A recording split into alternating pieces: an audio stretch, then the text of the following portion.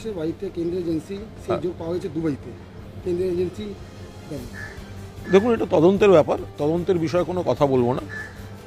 যদি কোথাও কোনো ভুল থাকে তাহলে কনসার্ন ব্যক্তি যার বিরুদ্ধে তদন্ত হচ্ছে তিনি বা তার আইনজীবীরা তাদের যা বলার আছে সেগুলো বলবেন।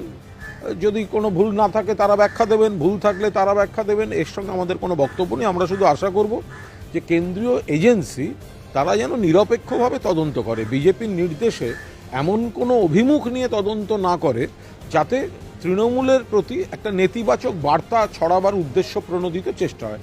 এর বাইরে তদন্তর মতো হবে, সে বিষয়ে কোনো কথা বলবো না।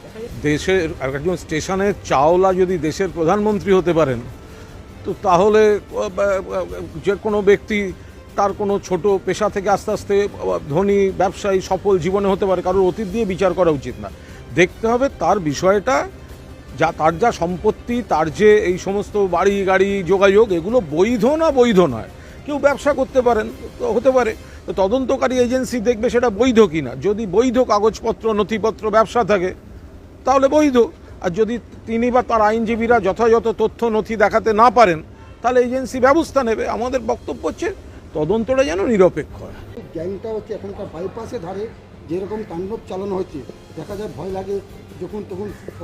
দেখুন, যে ভিডিওটা দেখা গেছে, যেভাবে বেপরোয়াভাবে লাঠি নিয়ে হাঙ্গামা হয়েছে, এটা অত্যন্ত নিন্দনীয়। এই ঘটনা ঘটা উচিত নয়। যারা দোষী যে কারণেই হয়ে থাকুক, যে কারণেই যত প্ররোচনা থাকুক, এইভাবে খুলেআম বেপরোয়াভাবে মারধর ভাঙচুর, এগুলো কোনো অবস্থাতে সমর্থনযোগ্য নয়। পুলিশ ব্যবস্থা নেবে। এখন তার মানে এর মধ্যে কোনো রাজনীতি আছে বা রাজনীতি রং লাগানো, সেগুলো নয়।